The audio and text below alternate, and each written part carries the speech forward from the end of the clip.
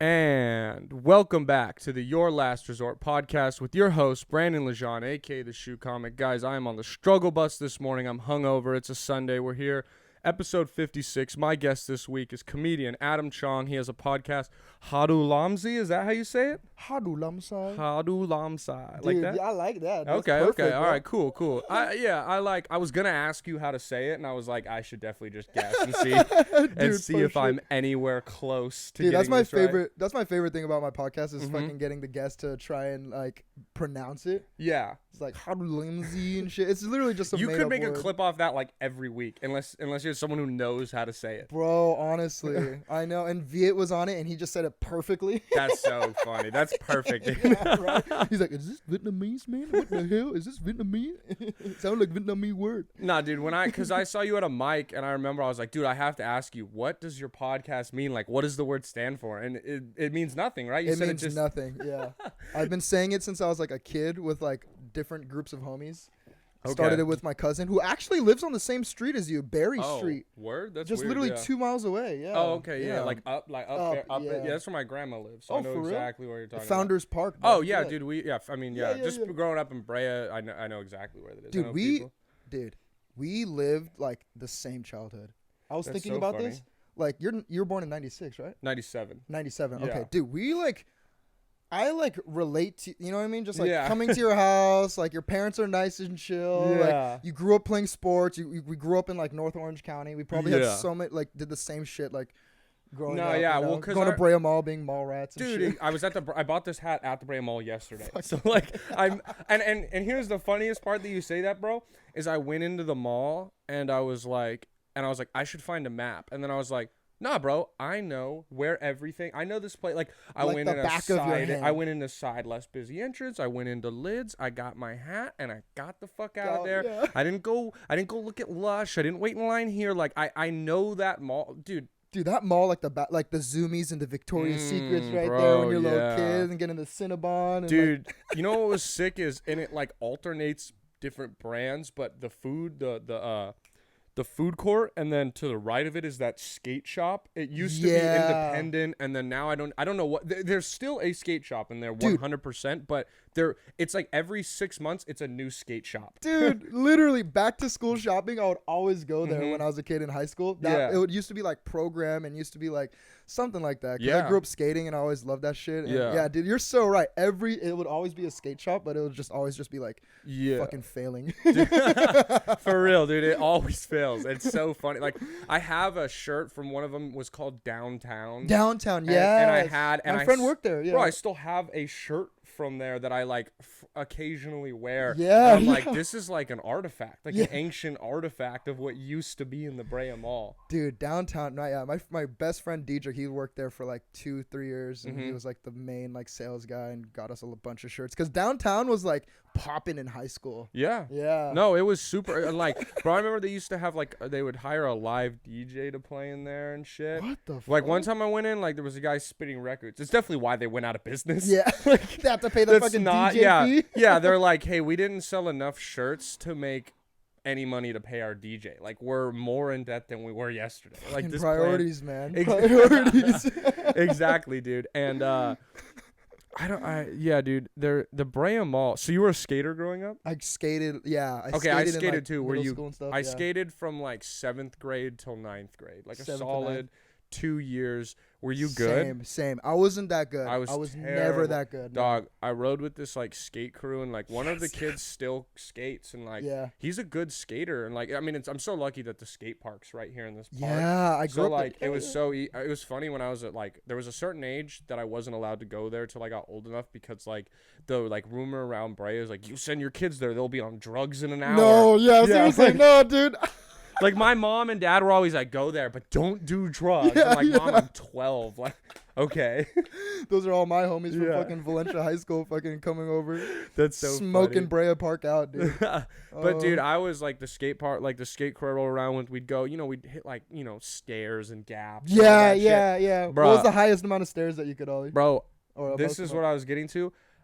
In my 2 years, I like barely got the ollie down. That was all I got down, dude. In 2 years, like I'm talking, like in 2 years, I don't know what you were doing, but like most people, they can at least confident. Like you were like, oh, like you said, how many stairs did you ollie? Yeah. Bro, I was just trying to get the ollie on flat ground still down. Damn, bro. 2 years, bro. I remember like it like didn't affect me when I was younger. I think because I just liked skating with them. Yeah. But just pushing around. But then like I thought about it like a couple years ago, and I was like, bro, I was like horrible.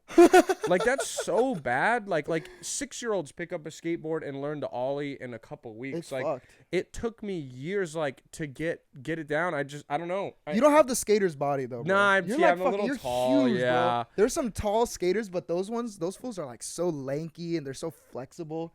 You know what I mean? I don't know how flexible you are, but no, I mean, yeah, no, I get what you. No, you're right. That's probably what it was. Because I remember I rocked like a wider board because I didn't because I couldn't fit on the tiny board. So like, which ironically, here's the funniest part about all that is like, I don't know any tricks, but like I still skate places till this day. Like I've seen you pull up to open mics at skateboards. Like when I was out at college and I didn't have my car out there, like I would have to skate, or my girl lived with me. She'd take my car. I had to skate to class or something. But I would ride a penny board everywhere, which is hilarious so that I somehow gravitated and can ride a penny board. Dude, I mean, tall, like my foot is the size of like the board. Yeah, it looks like it's gonna break. That means you're good, bro. That means you got some balance, dog. That's the weird thing is it's the tricks that didn't get me because like, bro, I could skate confidently from your house to my house on a ripstick, and I promise you I wouldn't fall. I promise you I could shred down a hill. Balance, But like you asked me to hit an ollie, and I'm tearing my ACL. Like. Dude, that shit is just so scary, man. Like, dude, skating, just like that concrete is so unforgiving. Yeah, bro. no, not like, bro, those videos. Oh, guys, I'll put it between us if you're watching those videos of like the guys bombing the hills in like San Francisco and shit. Dude, GX1000, that's the skate crew out there. Those San Francisco boys just bombing those hills. Just their homies just stopping traffic while they're just going like 40 miles per hour. Dude, it's absolutely insane. Dude, yeah, I some skaters died, bro. They got hit by a car. I know. It's I don't. It's just. Oh, rest in peace, P Spliff. That's his name, Pablo Ramirez. P Spliff. He died. Jeez, that's like a hard. Like it's hard not to like. He died. Very sad, but it's hard not to laugh when his name is P Spliff. P Spliff. Yeah, dude. Think about like let's even think P Spliff, the nickname. A spliff, we know what a spliff is. Why P Spliff? Like that's not a cool nickname. It's a little childish. I feel like. Yeah. We're gonna get haunted by P Spliff. Oh my god. Which ironically, last week on the podcast, I put out a claim that it was exactly this. I said I don't believe in ghosts. I said I've never seen one. I said if there are any bitch ass ghosts out there that want to prove that they're real, pull up. And no ghosts pulled up. But I found out I believe in ghosts. Because I was so scared of a ghost coming this whole week. You were scared. Like, okay, so here's the thing, bro. This is why I love having comedians. We haven't even started the podcast. Yeah, like, there's like a way I quote unquote start the podcast, but like whatever. It does. With the would you rather? Yeah, it doesn't fucking matter. So we'll get to it. I am so scared of scary movies. Like, same. I'm talking like, did you see Us? The Jordan Peele movie? Yes. Bro, that scared me for weeks. Like, I'm talking for weeks. I'd be laying there in my bed by myself, and I'd be like, so how long till the copy of me comes in my room and slits my throat? Fucking destroys you. Bro, and I was so scared for weeks. You know how I got, like, I have to get over things with logic. That's why I think I was, like, being like, I don't believe in ghosts. I eventually just told myself that in the movie, if they're real like that, they killed everyone. So I'm going to die. So there's nothing I can do. So I just accepted death. That's one way to fucking get over a fucking ghost. I accepted death, and I was like, we're cool now. And then if the fucking ghost comes to fucking rape me, dude, I'll fucking just take it up the ass, dude. Fuck it, man. Like in Scary Movie when they're making fun of she's up on the wall and shit. Dude. That shit is great, dude. Scary Movie defined our generation a little bit. Dude, so funny. But here's the thing. I was so scared of scary movies that I was scared to watch those movies until someone finally was like, hey, you fucking moron. They're spoofs. They're not scary. Yeah, I was like, word? Okay. And then I watched them at like 15 for the first time. Dude, Scary Movie and Jackass was like very influential. I was talking about that. Like, okay, I wasn't talking about this. I heard a podcast with Steve-O, and it was podcast? It was on Part of My Take. I got to shout them out because they brought up a good point. They were like, They said Jackass is a generational comedy. Like, you think of it, it's one of the best comedies of our generation because, listen to me, us comedians, we can sit down and laugh at this. My mom can sit down and laugh at it. My Christian grandpa can sit down and laugh at it. That's so any true. one of any you like. I get that maybe like the more straight edge people probably don't like the dick and the naked stuff. Yeah. But like you can't tell me it's not like the one that's popped in my head is like Jackass 3. He rides the jet ski over his parents' fence into the pool and he breaks the fence when he shoots like that shit and he hits his nuts and he's like falling down like that Knoxville, shit. Johnny Knoxville. Yeah. I think it was in Jackass 3 and like that shit's funny. Like that shit's so funny to anyone, which is so crazy that like they somehow made like a generationally all around funny movie to any and everyone. Dude, I think just physical comedy will never go out of style. And listen dude. to you, I'm just kidding. Oh yeah. But yeah, dude, physical comedy was like, dude, like it will never go out of style. Like a motherfucker slipping on a banana peel and eating shit, or just like some dude like getting in a fight or something like that. We'll always just like think that's funny. So funny. You know what my homie, every time he's like fucked up, he throws on, like if we're just YouTube surfing, he throws it on and I get mad and then it makes me laugh every time, is he throws on fail compilations. Oh, like not even like I'm not even talking like, because Jackass is like aggressive fails. I'm talking like a baby falls, like a dog, like dude, and it has me dying because there's just something funny about like people getting hurt. It sounds so fucked up, but it's one of the funniest things. Like think about, bro, America's Home Funniest Videos did like 20 years of showing dads getting hit in the nuts with rakes. Dude. Like Bob Saget, dude. Yeah, bro. Oh Bob. Yeah, God. Dude. He just made a living off going, haha, that guy is probably in the hospital. Dude, I feel like that's such an easy job for a comic. You know what I mean? Hosting dude. America's Funniest Home Videos. And like they probably just were like, don't say fuck, don't cuss, and for just like a couple hours, however long it takes to film, you just be straight edge and you crack. Like you act like you're hanging out with your parents because I think at least you're watching it with your parents. Yeah, I think with comics, like we're very good at like people pleasing, like interaction. Okay, so for example, I noticed I was in the mall yesterday and I ran into my neighbors. Yeah. And we were like laughing and it was just very like they were like, I was like, oh, I thought I saw you guys, and they were like, you were ignoring us. And I was like laughing, but I did like the whole like I was like and I was like shit. And I was like, whoa, I'm very animated. Like it's not that it wasn't funny, but it was not that funny. Bro, I am such a people pleaser like that, bro. No, totally. Dude, you see me freaking going to open mics and just talking to people and trying to laugh with them, and you know what I mean? Like, yeah, I don't get people who are curmudgeons in comedy, like. Yeah, who are like to themselves. Yeah. I mean, I get maybe the like even to yourself, because I know there's fucking introverts and shit like that. But the people who are just like, I'm gonna like, I hate other comics, like want other comics to fail, like angry shit like that. Yeah, dude. I talk about it always in my on fucking Huddle On, but fucking comics right now, how we get famous or whatever, how we make it is together. No, exactly. Like me coming on here, dude, and shit like that. Yeah. Exactly, bro. And like we just help each other out. We do stuff because you never know who's gonna blow up. And I'm not even saying that like it's not like, oh, I'm gonna be friends with Adam Chong so I can ride his coattails if he gets famous. No. It's like, no, like I respect you as a comic. I think you're funny. And I fuck with you, so we're gonna be cool. And then like maybe you throw me on a show eventually, and I throw you on a show, and like you help each other out because like right now we're all fucking slapdick open micers. Yeah, we're doing fucking park mics, and half the crowd is stoned, and people are fighting, and like there's beef among open micers and all this crazy shitty stuff. But like, think about how long have you been doing comedy? December 9th was my first the first time this December 9th or 2019. Okay, so we're on the, I was December 27th. So shit. We're fucking bro. We're like brother ladies. Fucking brother, comedy brother twins. But and okay, there's another thing. I was just and it sucks because it's like we're like a year and a half into comedy, but like are we? Like because I was listening to like Rogan and like they were talking about like sometimes open micers make too big of jumps, and it feels like I have these moments where I'm like, I've been doing comedy for a minute, like I need to be having more poppin', but like the pandemic really kind of ruined things. I mean, we didn't do comedy for 6 months, and then like until about 2 months ago, you couldn't even really get a consistent weekend of comedy, and even now it's still not easy.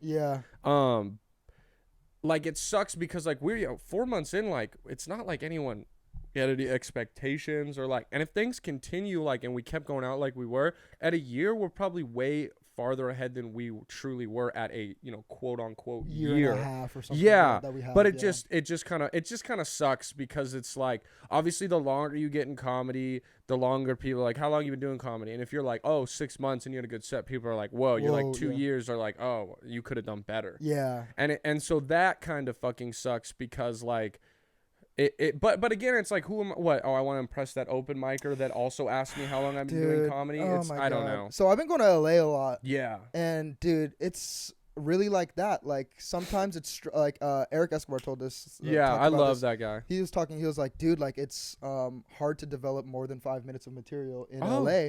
Because when you're at an open mic in LA, you just do that tight 5 that you know, like off the back of your hand, because you want to impress that person in the crowd, or you want to impress that person. You know, you want to show out in front of this person. Yeah. Instead of actually working on the shit you need to work on. So. Nah, I totally get you because it's so easy to do that. Like. It's so easy to and it sucks because it's like you gotta work on your type 5 obviously, but you also want to try new shit. But I've also had that feeling where like I pull up to a mic and I'm like, so and so's here, so and so is here, and so is here. I like they book stuff. I can't afford to try out this new joke that might bomb. Like I gotta go hard and prove to them that I'm at least a decent comic before, because there's like, because I always say this, I go because there's comics that I'm sure in your mind you don't say anyone, but like. That you're like, they're not good. For sure. And here's the thing. They might be just starting or whatever. Yeah, but they also, like, think about this. There's a guy or girl that you've probably seen maybe once or twice, and they've had 2 bad sets. Yeah. And you're like, they suck. Yeah. Or you're like, okay, I'm never like, they suck. Yeah. I just like, they're not that good. Yeah. That person could be a murderer.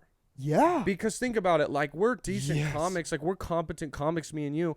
So think about it. There's someone who's probably seen only 1 of our or 2 of our sets and was like, this guy blows. Dude, that's my like most interesting thing that I've been trying to like think about in this whole stand-up thing is every person that you meet looks at you in a different way. No, it's so crazy. You know what I mean? So it's like when I'm at an open mic, it's like everyone has like a 1 through 10 level in my mind. It's like, oh, he's a 7 funny in my head. You're a 2 funny in my head. You're, you know, and you don't know how they look at you. Yeah, nah, you're that dude. Fuck, you're so right about that.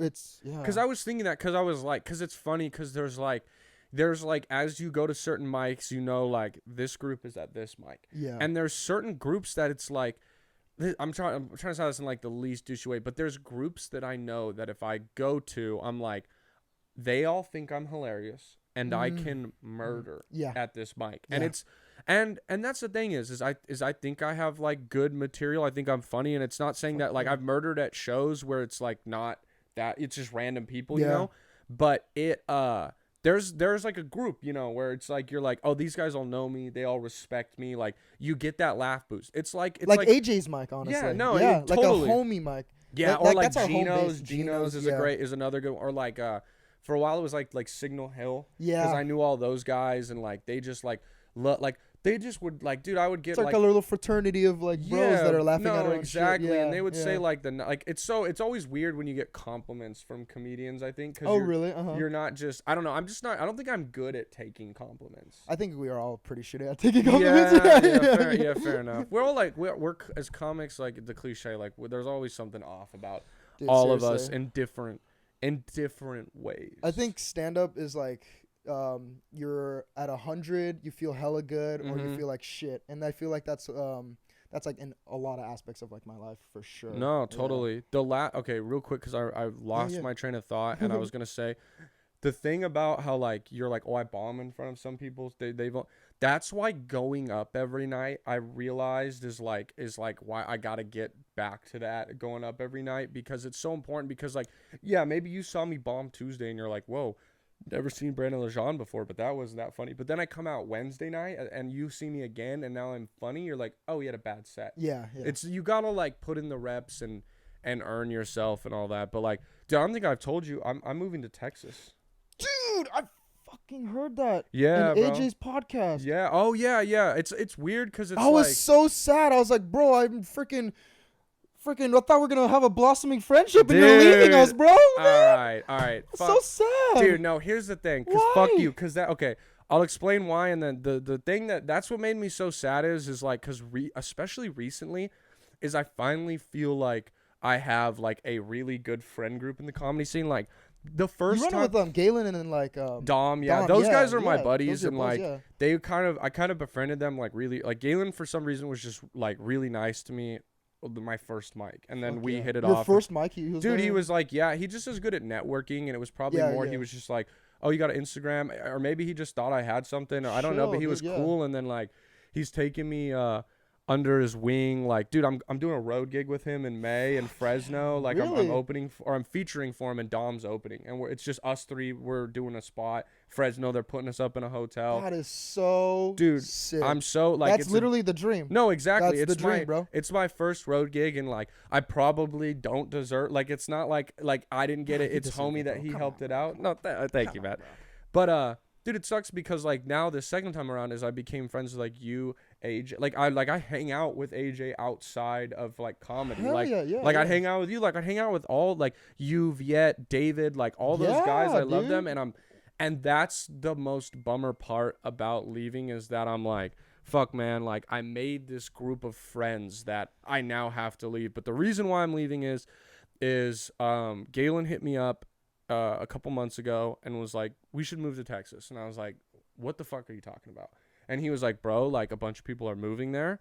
He was like, so there's going to be a big scene boost. Just like, like LA wasn't LA at one point. Boston wasn't Boston. New York was New York. I'm not saying Austin's going to be LA or New York. No. But it's going to have a boom. Joe Rogan is there. If I listened to his podcast just yesterday, he's building a club out there. There's going to be a comedy store out there that I could hopefully work at or become a regular at, maybe a little sooner than I would at the LA one, because it's new.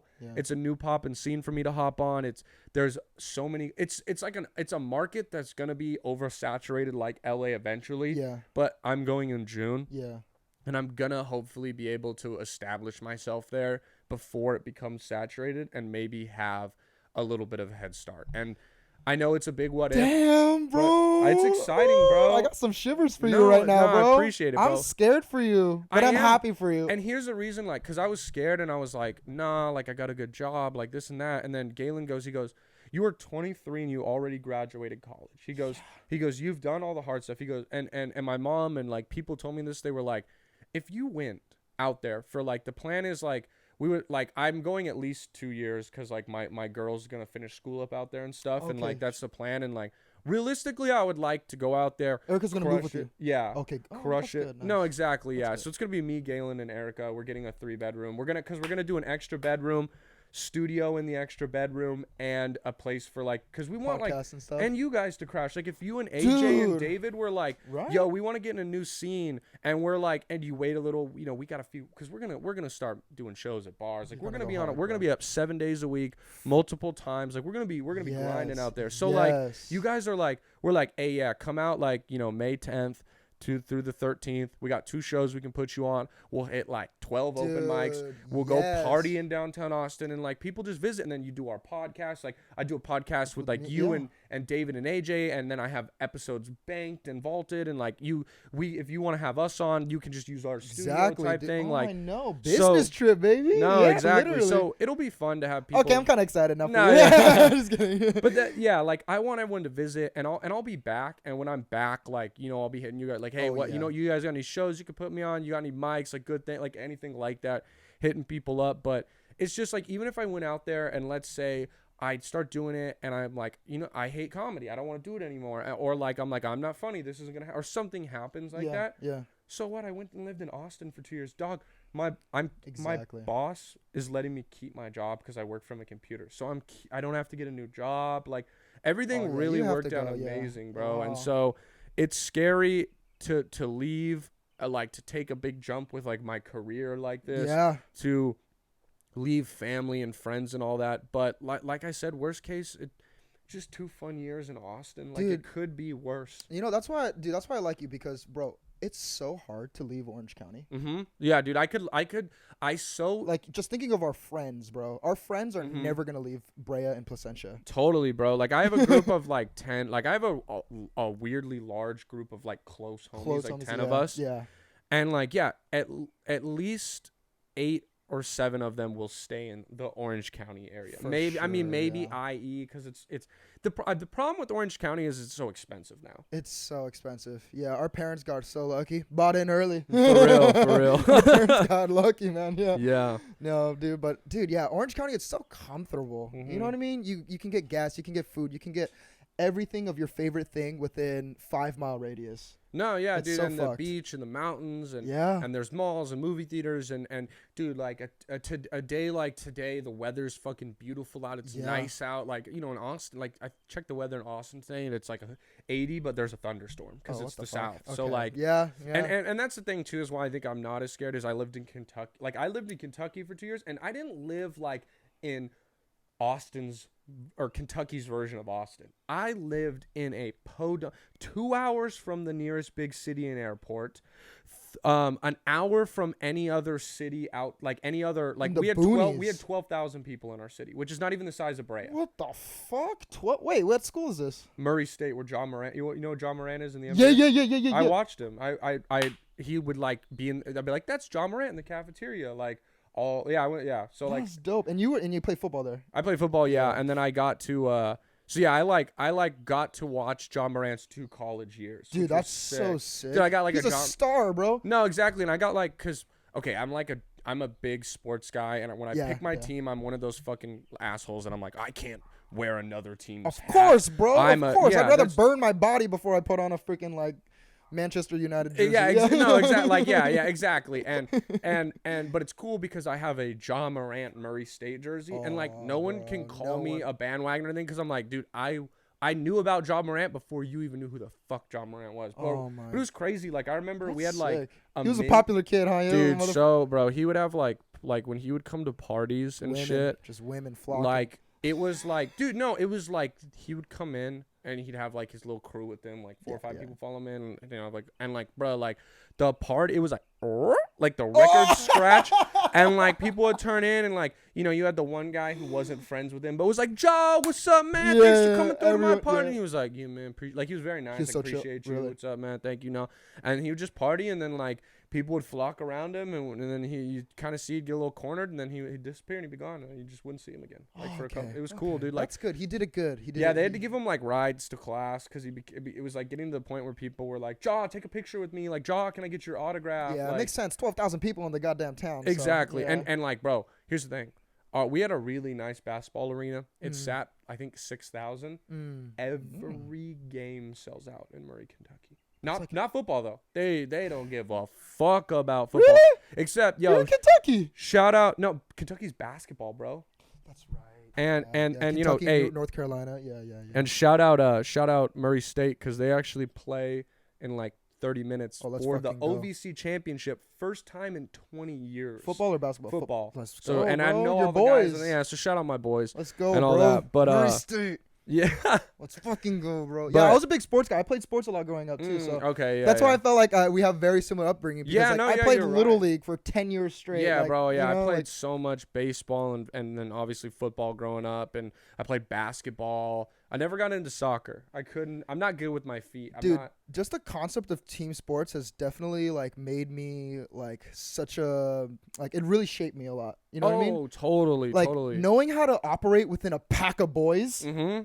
Like just boys, just testosterone, just everywhere, you know. And I've kind of touched on this on the podcast before, so I won't get too into it. But like the cultural melting pot that you're thrown into with sports, like especially me as like a very generic looking white man. Like I'm a white man you buy on your Wheaties box. Like you know what I mean? I can see your bitch ass with your helmet. Yeah, bro. Like I am as white as like people. Like that's why people are like, bro, you're so white, and I'm like, oh. Have you seen my thighs? Like, you think I don't know this? Dude, but that's why, because, like, open mic scene right now, especially in, like, LA and OC, it's just fucking all these, it's so diverse. Mm-hmm. So when I see a white-ass dude like you, you're the unicorn now. I'm like, fuck, I want to get to know your culture because I love you. like different races and cultures and traveling and shit. Yeah. About. And I was saying how like, don't you feel that sometimes it sucks because it's like, if you almost like and respect the culture too much, you look like you're like appropriating and being like a culture vulture. And dude, shit like I know what I feel sorry because white people have to care about that shit. I don't really have to care. Okay, I guess this is I'm preaching. Yeah, but who gives a fuck, man? I'm explaining to you the trifling plot of a white man. Dude, this is just so funny, man, because it's just like I was just like, man, Brandon's going to Austin, like, but it makes sense because it's like the scene there is like the people in the audience are just gonna be like older white dudes. Dude, like that's what I said. And that's where you're gonna hit, bro. Like, that's, yeah. Someone was like, I was talking about. Someone was like, they were like, "Are you nervous about like going in the scene?" I go, "Bro, I'm gonna look like I've been there my whole fucking life." I was like, now, granted, I am very like left, and I do have some like Austin's left as hell too. Yeah, and it's one of those things where it's like I have like my Red Lives Matter joke. Just probably won't do that in Austin. Okay, I have other like dude, like try it, dude, try it. Of course I will, and I'm still like I'm not gonna change how I write, and I'm gonna try. Because here's the thing, things are funny if they're funny. Because like when I put up the Red Lives Matter clip, like, and like I'm talking about it. If you don't know the joke, it's not a big deal. But it's like it was my first clip I put up, and for people, I'll put it between. And us it got viral, right, on Twitter. Yeah, because dude, fucking Little Dicky retweeted. I went okay. So that Little Dicky, crazy. Ready? Here's how it goes. Little Dicky has the premiere of Dave, his show with Santino. Dude, I love Santino. Oh, okay. Now it makes sense because like I always see my friends and I'm like, who are they like? And I was like, okay, now it just clicked. I was like, you're like Santino, bro. Thank you. That's good going. I can tell like because I think like here are my favorite comedians, and I'm sure you can see how they is Bill Burr, Tom Segura. Like I love Santino. I mean, obviously like Chappelle, but I love Bert Kreischer too. Like I love Bert. Yeah. I like goofy white guys, which is kind of who I am. Yeah, which I know it's nothing. I'm never like, oh, I'm not a goofy. Like fuck yeah, I am, bro. If comedy's made me realize one thing, it's that I'm weird. I didn't realize that before. Yeah. Yeah. But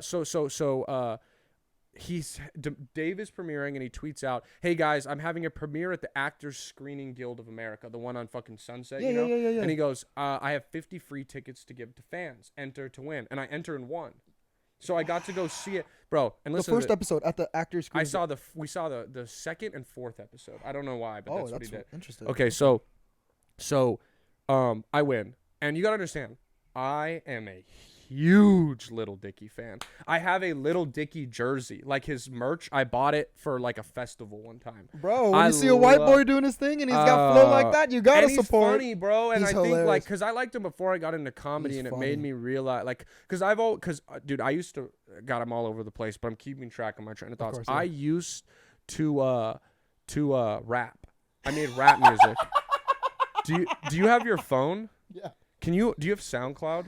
Not out of the app, but I can pull it up. Can you pull it up? I'll find it for you, and I'll play it because I can play it on here. What's it called? It's like weird because I was part of a rap group, so like I think that's why I like him is because like I. What was your first song? Bro, my first song was so bad. It was okay. Here's the cool. Okay, like as corny as it was, we were like really trying to live like rappers because it was a group of like 5 of us. So this was the old rap studio up here. And the first song we recorded was in this closet, bro. And here's how we did it. It was 5 of us on the One Train beat, or 5 a.m. in Toronto by Drake. You know 5 a.m. Oh, okay. So it was that, and I'm not gonna be able to find that one because we took it off private or I'm put on private because it was really really bad. Wait, so who's the group? It's you? It's me and then a Argentinian guy who looks white named Kyle. It is a Korean man named Jeffrey Kang. It is a who else? It was another white guy named Jacob Stafford, and then a Mexican guy named Eddie Triggerbangs. So I was B Legend. He was Eddie. B Legend. Yeah. It's kind of I gave myself that nickname. Cool. It's kind of fun. Cool. I still people. It's kind of funny because if you'll know if it's someone from high school because they'll call me B Legend. Oh my god, bro. Okay, I found the page. Okay, so this is probably our best song. So I'll play it. This is called. I'm gonna fast forward to my part. It's called Cypher 3, and it has all of us on it. It's like 6 minutes. We're really into like Odd Future Wolfgang. Yeah, and we were really into like Japanese samurai shit like that. Here, let me fast forward to my verse, and I'll show you real quick. This multiracial rap group. I know, so of fun. 16-year-olds. Oh wait! Wow. The production's good. My homie's a production artist. Wow. I think here's my verse. That's you. Yes. Let me see. Let me hear. Put it by the mic so they can hear it too. Oh Oh. This is. I'm damaging. I'm trying to remember if I know the lyrics. Dude, and we would like rap about girls. We thought in high school like we'd name drop. Like, bro, I straight up Bro, you were a popular kid, bro. Yeah. Yeah, like bro, you play football. You're a rapper, bro. What the fuck? I started dating this girl. Like, we had a thing for like 2 months because I just rapped about her in my song. Like, she had a big butt, and I was like. And I told her she had a big butt, and she danced with me at a dance, and I was like, oh hell, you move that shit so well. And then bro, she was in my DMs like a day later. Sorry, Erica. And then Erica, I'm sorry. Oh, dude, that's it's okay. crazy. I wasn't dating her then, but like it was yeah, dude. I enjoyed doing the rap music. God, I went so far down that I have no idea what we were talking about. Bro, dude, you're we're so cultured, bro. Thanks, man. So I'm gonna bring it back together. So I used to make rap music, and I think I like Lil Dicky for that reason, because it's like I'm like, oh, I could see I've always told myself that it's not out of the realm that in like a year or two I put out like a comical rap song. Oh, just hell for fun, yeah, please. Make a funny music video. Less than a year, please. Okay. I gotta get on that. Oh my god, bring B Legend back, bro. What dude, is this, honestly, dude? that's not a bad idea. Like, you need to make just a funny, because you can riff off a fucking restaurant review. You can riff off I a guess song. You're right, yeah. And that's what would be fun is I bet like because I can comedy right now, I bet my musical writing would be more clever. Oh, dude, and dude, yeah, you're right. I'm just gonna there's gonna be no structure to it. No set releases. I'm just gonna occasionally drop B Legend songs. Yes, dude. That are funny. Dude, all right. fuck the shoe comic. B Legend again, bro. Fuck. That is so fucking sick. You're right. Okay. All right. God, All right. I'm gonna so have you. funny. You're gonna be featured on the song. Oh, you don't even have to yeah. rap. You could just have like an interlude where you're just like Talking about some yeah. You shit. could just be like, why do underwear not have a hole in the back? Like this shit is bullshit, man. Like I wish I didn't. Just some random shit like that.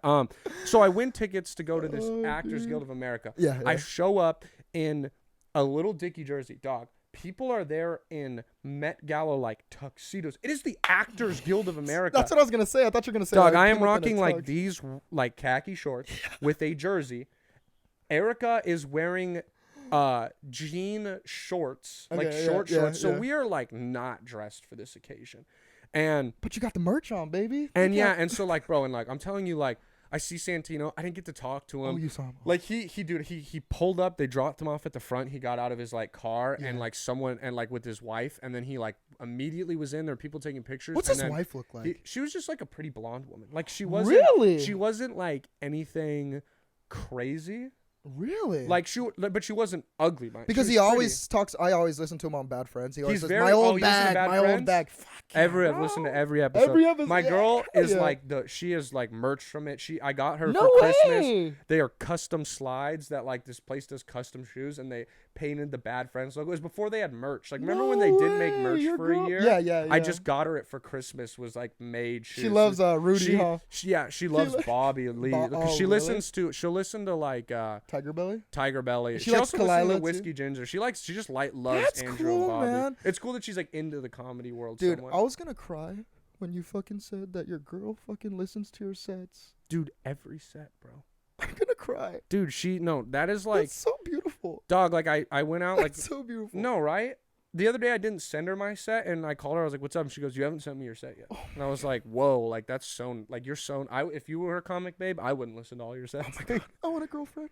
No, I know. I want a supportive comedy. I'll take it now because it's all fun and games for her to listen to my 5-minute sets. But I doubt she's gonna be like, "Send me your 30-minute set you did last night." Who knows, man? I think now it's fun, but like I think in a couple years from now, when it's like I'm like, "Oh, I went up," and she's like, "Did you do new jokes?" I'm like, "No, it was a show, so I did the exact same 30 you've seen every time." Yeah, and she's like, "Oh, okay, I don't care." Oh but, my god, wow. That's probably so nice though, and she gives you like no. I mean, she knows. She's been listening to podcasts, so she understands comedic timing. And and she understands like because there's times where like she'll listen and I'll be like, yeah, like, and I haven't listened yet, and I'm like, yeah, like my Asian bathroom joke didn't hit, and she's like, thank you. Dude, I had like, I'll tell you about it like off mic, but I had like some crazy shit happen and I didn't go out this week, but like I'm gonna be out this week, and then and I'm really excited to try that premise because I've been like thinking about it more and stuff, but fucking come on, train Whiskey of thought. Ginger. Andrew sent in to see. Andrew sent in she'll just like listen, and she'll be able to be like, oh, the Asian bathroom joke didn't hit because you were like not enthusiastic on the second punchline, and I'm like, oh, wow, you're right. Like she knows,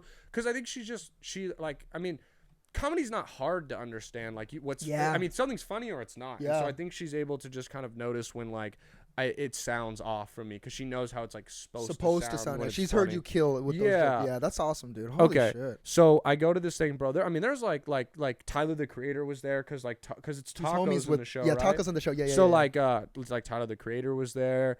Wow. There were like, my girl likes YouTube a lot, so there was like bloggers that I was like, I don't know who the fuck these people are. But she was like, oh my god, like that's so and so, and that's this person, David Dobrik or something. It wasn't David Dobrik because I would have remembered. I know his name. Yeah. But it was like, I remember she said he was like friends with him or something. Oh, so wow. It was cool, bro.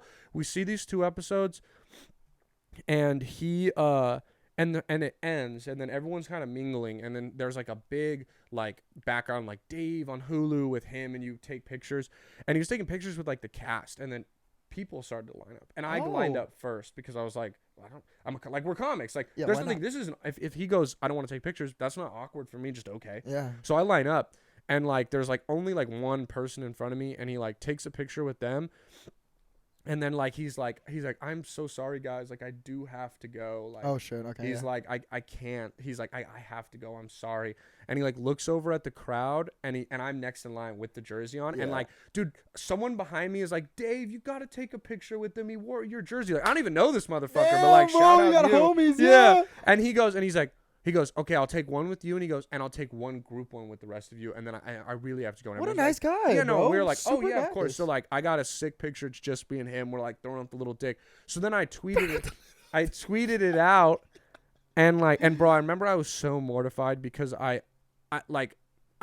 wasn't very graceful talking to him because I'm a huge fan. Oh yeah. So I wanted to be like, I love your show. It's amazing. And here's what came out. I said, your show was so amazing, it was better than I thought it would be. Which it's not what I meant. I'm saying like what I wanted to say was it exceeded all my highest expectations, Dave.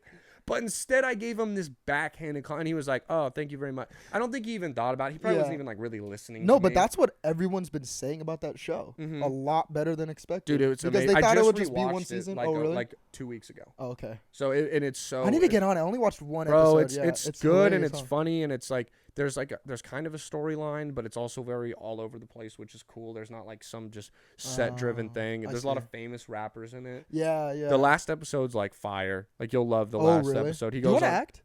Do you want to act? So bad, bro. Yeah. So bad. I want to act. Yeah, same, dude. Yeah. Yeah, dude. I mean, fun. It'll come later. Yeah. But like I like when I do skits now and stuff and anything, like I try to take it like I'm acting in like a Leonardo DiCaprio movie. Yeah, dude. Yeah. Because like I need to get better. And here's the thing: eventually, I'm gonna take acting lessons. I might know a family member who works for like some filming stuff out in Austin, so I might try. Like it's like a half cousin type thing. So I gotta kind of travel down like a family rabbit hole type thing. Hey, I haven't talked to you in like 10 years. You could. But like I'd be down to get like extra work, like I want to get into it. I want to act, like I want to do all that stuff. But stand up's kind of like the main thing. And I've auditioned for like TV shows. I've gotten callbacks, but I've never booked. Like I got 2 callbacks to be in a Sonic commercial. Oh shit! And then I didn't get it. So no one who's listening, you can't eat a Sonic anymore because fuck Sonic. Fuck Sonic. No, I'm just kidding. I also had a TV show for Quibi. Quibi's not around now either. So guys, book me or your company is fucked. That's what I'm here to say. Brandon, bro, that's the you're like the freaking skate shop in Brahma, bro. Yeah, instead of sending in like an acting reel, I'm gonna send in of all the things I've auditioned for, didn't get, that ended up failing, and I'm gonna be like, you not signing me will be the biggest mistake of your career. This is your graveyard, bro. Anyway, so I take the picture with him and I posted it and put out like, the show is amazing, thank you so much, and he retweeted it. And like he's mad famous. Nice guy. And then also he fucking like the hype of the show. So like, bro, I'm talking like he retweeted. I was like, yo, Little Dicky retweeted my tweet, and then like I blinked and I had like 400 likes on the tweet, and I was like, whoa. And that's the first time you ever had that. Yeah, no, totally, yeah, like blowing up. And so then I fucking put it on. I was like, I gotta promote something under it. I see everyone do this. I go, and I was planning on putting what Twitter does, dude, and I was planning on putting a stand-up clip out in like 3 days, and I was like. And I had it cut and ready already. I just hadn't put subtitles on it or whatever. But I was like, fuck it, I'm putting it out now. Fuck it. And then, bro, it got like almost 6,000 views now on Twitter. It has like 2K on my Insta. So like it was it was a 30-second clip or something like that, or how long was it? Yeah, it's under a minute. It's 59 seconds exactly. Oh, okay. And so it was just like I didn't do it as a Reels or anything on Instagram, but like, bro, it blew up, and it was kind of cool because like I had like proclaimed. Oh my god, I just spit so much. I saw that. I was so aggressive, bro. I wonder if I hope you can see that on camera. That was white as fucking shit. It was like scary. A tooth I thought it was like a fly or something. I was scared. But yeah, dude, it was cool because like I told people I was a comic, but like no one had seen me yet except people. When was this? You started December 2019, and what month? This was probably like 3 months in the stand. Oh, wow. 2 months. Because it was, February. I recorded it at Anchor Bar, and it was my first set at Anchor Bar, which was like my first gig in a sense, kind of. And I invited like a bunch of friends, like my friends came, and I remember, and it had to be early on because it was like probably, like I was just in. Before Corona. Yeah. Oh, yeah. 100%. So February, yeah. So I was still new. So it was cool because like people got to know I was a comic. And like I didn't even have a podcast at this point, so no one got any taste of it, and like it's a funny clip. I'm gonna say that. Hell yeah, of course. And so I had like, and it was cool because it was just like, I had so many people be like, bro, I didn't know you were funny, because on my football team in Murray, I was like the quiet white guy that if you got to know him, that's what I was gonna ask. He was funny. But okay. because here's dude, this is like you'd say like deadpan, like this is what every black guy said to me. And guys, I'm gonna do an impression of a black man from the South, specifically Florida. He'd be like, "Hey man, you know what I mean? But hey Brandon, you know what I mean? I used to think you were just some corny ass white boy, some goofy as hell." He goes, "But bro, I start talking to you, man, you funny as fuck. You funny as fuck." And I was like, and I'd be like, "Thanks, man." And then like. Then they would like. Then I was cool, like with like that's, like I got cool with just from like people thought I was funny and like and then I and then being on the team and shit. But like that was guy like so many. It was so funny. Like there's a guy in the NFL now who he was specifically. I remember the one being like, "Yeah, I thought you were fucking weird, but you're cool." And I was like, "That's probably the nicest thing you'll ever say to me." That's funny. You. So you're naturally like introverted, you say. Until you get to know me, yes. Yeah. Okay. Like, because I think even like at comedy stuff, like if I don't know you, I'm not gonna go make myself a part of your group. I don't enjoy. I hate the feeling of like, okay, there's 4 of us in this circle, and it's really 3, and now that guy's standing here. Oh, dude. Because we all have to do that, and we all have to bear with that, and you gotta fucking do all day, blah blah. I'm just not the biggest fan of that situation. Yeah. So like, if you want to talk to me, if I can strike up a conversation with you, let's do it. I'll talk for hours with you. Like I like making new friends and meeting new people, but like. I'm like it's just a lot of energy trying to understand the vibe of this group and see if I can add something in. Mm-hmm. And then also I hate those fools who don't have the situational awareness to just be like, you gotta go now. You know what I mean? And it's not even the meanest. It's not even in a mean way, but just sometimes like you don't fit the vibe, and it's the lingering, or they'll like the worst is like I'd rather the guy like. Be a weird linger vibe and not say anything than the guy who's like throwing in ideas and like not even in a mean way, but you're just like, what the fuck are you saying to me right now? It's like chill, like, bro. I don't know what you're saying at all. Like stop trying to be funny. We're off stage right now. Yeah. All right, guys. There was an awkward cut. We're back in now. I had to check the camera, but we're gonna like do segment on segment because normally it's like what's funny is like I try to write down like random shit for us to talk about and I'll go through it, but like the segments will just bump through and we just kind of pick our own topics, which is it has been a great podcast. But dude, I've had fun, bro. It's like the guy, like I hate when there's like someone trying to run a bit on you. It's not okay. Let me rephrase that, because if you wanted to run a bit on me, like I love bouncing bit ideas, But it's where it's like, I'm like, don't perform it. It's like, yeah, it's like, I'm like, yeah, bro. Like this morning I waited at Starbucks for an hour to get my coffee. And you're like, for real? And then like this guy's like, dude, what's the deal with Starbucks? Venti Grande? Like, am I taking an Italian test or like, why is this so confusing? I hate it. It tastes like doing a bit. And you're like, what are you doing right now? Like you're being weird now. Like it's like probably it's just real life. Yeah, we're humans first. Yeah, could you imagine? That would be like, imagine like if you were like, you and let's say David are talking. He's here and he's like, yeah, man, I love the Raiders. I love all that shit. David would love the Raiders. And I'm like, Blue 42. Yeah. Blue 42. You'd be like, what the fuck are you doing? We're just talking about football. You don't have to be about it. Where it's like, we're just talking about comedy. You don't have to do a bit for me in the middle of this. Comedians are extra, bro. Yeah. Attention whores. Attention whores. Yeah, no, we totally are. I mean, totally. Dude, totally 100%. That's so funny, man. I'm just trying to picture you just with like 80 black dudes in Murray State. And you just minding to your own business in the locker room. And yeah, it's because that's the thing. Like I really don't think there was a lot of people that didn't like me on the team, but like okay, so like you came in like late, right? You came in like my JUCO, yeah. So like, okay, I'm gonna like I'll tell you this story after, but I've told it like 4 times on this podcast. No one really fucked with me, and I got in a fist fight at a party with a football player. Like he started it, and I beat his ass, dude. Shit, like I'm talking like okay, I'll tell you the story off there. Yeah. But to give you the summary, like a quick one is after we fought, like he picked a fight, he was drunk, we fought, I whooped his ass, like, and then they took him from the party, and like he was, you know, obviously fucked up from me beating his ass, and he was still drunk. Fucked up, and he was like, I can't believe you let those guys jump me.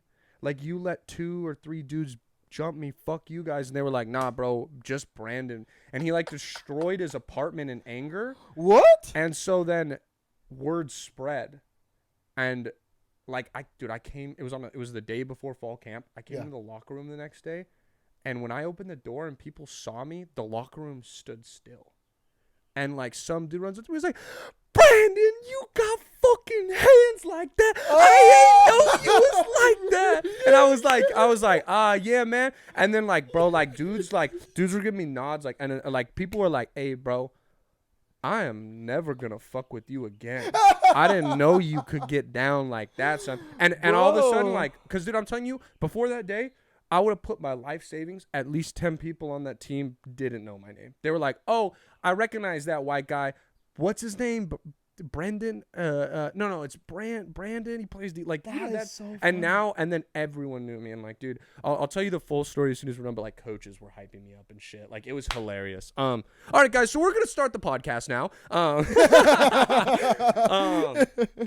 right. The first would you rather I was gonna do for us to break it in is: would you rather have the prettiest moan or the prettiest laugh? Prettiest moan or the prettiest laugh? So like you want to moan like a goddess, or you want to have a really nice laugh? Oh, bro, the laugh. Bro. The laugh is because you can please more people. When the moan, you're only hearing it with one lady. Also, like guys don't really moan during. I mean, some do, but not like. Dude, I heard that girls love it when guys moan. Yeah, I heard that too. I heard there's a Pete Davidson bit that I love that he says he goes, girls want me to moan during sex. He goes, when I have sex, it's like a baby seeing the sun for the first time. He pauses and the camera zooms. He's like, and he just blinks weird and shit. And he's like, that's the only reaction I have during sex is like a little twinge in my face. And I'm like, that's how most guys are, is that like you just kind of. Because you can't believe it's happening. Yeah, I don't know. I just wouldn't. Yeah, I guess I don't care about the moan. I just thought it would be funny. Like, because what's a beautiful moan? I don't know. Because that's a very there's a lot of different types of moans, dude. Subjective. Japanese girls are like, yeah, there's some girls like, oh yeah, but then there's some like some guys might be the perfect moan. It's like, I just am imagining that like when I moan, it sounds like Lady Gaga hitting the high note in Shallows. Like. That's all I want to do. That's all I want to. That's what just I would want. Just a shriek of just release. In the like that's how I want it to sound like. It's like something beautiful like that. But also a pretty laugh. I like the fucked up laughs. Like when girls like snort and stuff. Like one of those Erica, ugly, disgusting you would laughs. like Erica, dude. She is like, that was like when I first, like the first date, I made her laugh and she snorted. I was like, oh, you snort? And she was like, yeah, like all the time. And so her laugh is hilarious. Yeah, no, I like laugh. There are ugly laughs. Because it's contagious, man. Yeah. Let's not act like though there's not terrible laughs. You and everyone who's listening and you and me are all thinking of someone who were like, fucking hate your laugh. I hate their laugh. Yeah. There's just certain ones, but you know what? I will do anything to make people laugh. So you want to laugh like a fucking jackal at my dick jokes? I love you. That's the best. Yep. Yeah. Best, all right. So we're both going laugh. All right, man. We don't have to go into another segment right now. Let's see if there was any interesting topics that I had here for us to talk about that aren't a segment. Dude, I wanted to talk to you about this. Have you ever? Okay, this is a guy thing that I think you'll understand, and I discovered the lady version of it. We all, or at least I've taken a picture like this. Guys have taken a picture like this. Guys, we can take pictures where we can kind of hold our arm like this and you can get the flex, or if it's like the side picture, the peace sign, dude, the point, all about the forearm, baby. Yeah, the point, yo, this is yo, my homie, all the subtle ways. We used to call them the stealth flex in high school, because in flex, high school, that's the main culprit. I mean, people still do it now, but I just kind of look bigger when you're 16, and shit like that, to where I'm I don't need the flex in this picture, because I think now is that I'm oh, everyone knows I was doing that. That's kind of embarrassing. Yeah, it was, but it's a thirst trap. It is what it is, and so guys do that. I found the female equivalent is the selfie where you take it like this, and it looks like you're taking a basic selfie, but what they're doing is they're pushing their tits like this, because your boobs look bigger. Think about it, bro. Think about it. Next time you see a girl and here's how I discovered it. It was a girl. This makes me sound very shallow, but it was a girl who she doesn't normally have big boobs, and she posted on Instagram, and I was like, where'd these come from? Yeah, no, exactly. Which I ain't seen you in a while, so people get older, but then I noticed she was pushing it up like this, and then I was like, dude, all girls do that, and I'm not hating, because it's just like the flex, but it's the same thing. It's the same thing, bro. It's enhancing our figure, bro. Yeah, it's a thirst trap and low key enhancing what you are, and I realized it because all girls do it. Or not all girls, but a lot of girls, you got the picture. Dude, the little the up angle. Yeah, dude, and yeah, you got boobs look bigger, you got too. the up angle and then the pinch, and those are the same thing as the hard arm stealth flex and the pointing one. We all have it, but the chest up, puff up. We all have things we do, but that tripped me out because I don't think I just ever had thought about it. And then I thought about it, and I was like, whoa, these are very similar to each other. Dude, social media fucked us up, man. Everyone wants to look hotter than they are, dude. No, yeah. Filters and shit. Ugh. I don't blame them. Okay, we're going to move into one of the segments right now. I want to move into the Avid Deserter segment with you. Hell yeah. This is where we're doing your 3 favorite desserts and your least favorite dessert. So all I ask is don't be a basic bitch and say, I like cake, ice cream, and candy. Elaborate, bro. So last night I had my favorite dessert. Ooh, what is it? Shamrock shake, bro. Your face. I love that shit, bro. For some reason. You don't. Okay, so this falls off with every guest. It's now up to you what you do with it. That's why, if you notice, I sit on the side with the very comfortable Forza Galaxy way. Ibrahimovic. I saw them play live. They were pretty sick.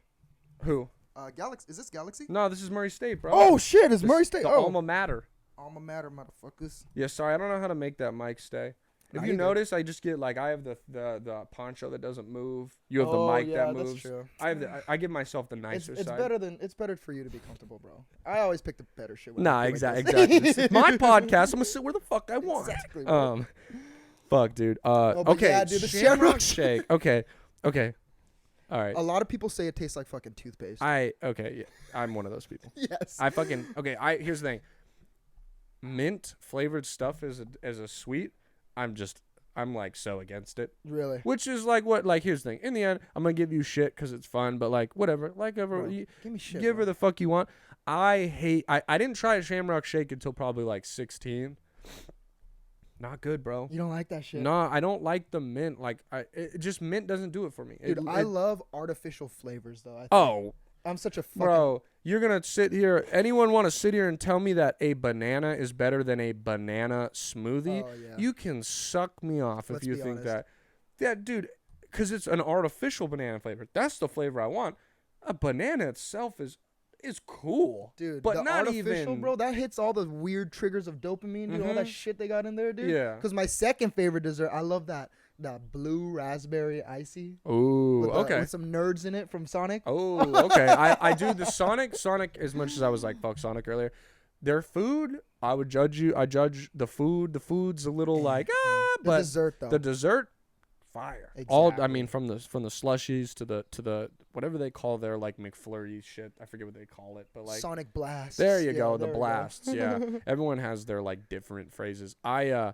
Nah, that's a good one. Okay. I feel like I just freaking sucked off a Smurf dick with my blue ass tongue. I do, yeah. It is the blue is a pain in the ass because it's blue like teeth too. It's hard to have like a blue face like that when you're 23 and 24 years old. Like people look at you, they're like you look like an infant. Like clean yourself up. Yeah. Dude, like I don't know, bro. I don't like. That's like one of the eighth wonders and mysteries of the world is how to like not like to clean your mouth when it's blue. It's just time. Like you just gotta wait. Gotta like suck that. Yeah. I don't want to do the nasty mouth noises in the mic. Gonna turn it into a mukbang. Mukbang. What's your third favorite? My third favorite has got to be. I like those. You know when you're like in those like Midwest or Southern states, like the custard shakes. Yeah. You ever had Culver's? Culver's? No, I haven't. Culver's has like good custard shit. Yeah, dude, I like those custard Rallies. You know Rallies? Yeah, Rallies goes bro. hard. Yeah, we had a Rallies in Murray. Good we had like, yeah, dude, it was funny because it was like there were just certain food places like fast food chain. Like we didn't have a Jack in the Box. Oh, really? So I just didn't have Jack in the Box for like 2 years. That's and I like Jack in the Box. Fuck yeah, that's just. But we had like Carl's, Rallies. Dude, any time of the day it was open, Sonic was fucking popping. That's like the delicacy of the town. Yeah, fat Southern people fucking love Sonic. Bro. Oh, it was that place was popping and drowning in ranch dressing, baby. McDonald's, like Erica worked at McDonald's. Oh wow! And McDonald's was like popping always, and she worked. Oh, you met Erica at Murray State? No. Okay, so how I met my girl is we went to high school together and just didn't really know each other. Oh. Like we were like I knew who Erica Klein was and she knew who Brandon Lejeune was. She knew B Legend. But of course, bro. She was bumping the tracks. You know, she was watching me make tackles and shit, scoring a touchdown. You know, she knew who the fuck I was. B-Legend, and then I had dog. to, you know, she had to come into my life and I had to get to know her. But so we went to high school together. Didn't know each other. She's really good friends with my cousin. Oh. And me and my cousin, I don't have a brother, but he's the closest thing to a brother. I have 2 adopted sisters from Belarus, Russia. Dude, oh my God, that's right. I forgot you. Dude, you have a hilarious joke about your sister being a savage. Mm-hmm. Yeah. Belarus. Yeah. I'm really interested in those post-Soviet states, dude. Like, yeah, they don't. It kind of sucks. Like we took them when they were like really young, so they don't remember it. Wow, 2 sisters from Belarus. And they were sisters, and we only went to get one of them. Wow, and then you were just like, fuck it. I guess like they were like, well, okay, it wasn't like they got there and they're like, you want this second one? We'll throw it in for free. Like it wasn't like a car salesman or shit like that. Funny. But they I guess like my parents wanted one kid because I was like a miracle kid. Like they had to like, you know, like insemination. Like one of my parents didn't work. I forget which one. And so it was like a miracle and expensive that I was born. So they were like, if we want another kid, like we probably have to adopt. Yeah. And it's also like adopting's dope. Like you save people and shit. So beautiful white Christian family adopting, bro. Yeah. So beautiful, bro. So beautiful. Some war-torn country. Angelina and Brad Pitt, baby. Dude, your parents are chill, man. That's cool. We adopted them. They wanted to get one kid, and then I think when they started looking, because they looked in different areas. Like, because, you know, you can adopt kids in America, but you can adopt kids, like, in Africa. You can adopt kids here and everywhere. And so I don't know how they ended up on Belarus or whatever, but they were looking at one, and then they were like, oh, they're sisters, like true sisters. They live at they're in the same orphanage because they're Irish twins, which is when you're, like, 11 months apart. Like, 7 like you're like, their mom went, and popped out the baby and was like, get that dick in me. Get that, like, the doctor fucked her Irish and made my other sister. Like, that's crazy, man. So like twins almost, yeah. Yeah, exactly. They're basically twins, and so they my parents were like, oh yeah, like we'll take both. And I think they were 1.5 and like 6 months old or something. Oh, like okay. So or like, maybe like 2.5 and 1.5. Like my others, like when we got here, they like we had to like, there was paper on our walls of basic Russian phrases, but they also only spoke the most basic Russian phrases. Yeah. Like I remember the couple I remember is our dogs walk around and they go sabaka, sabaka, and that means dog, which is like kind of a scary word for a dog.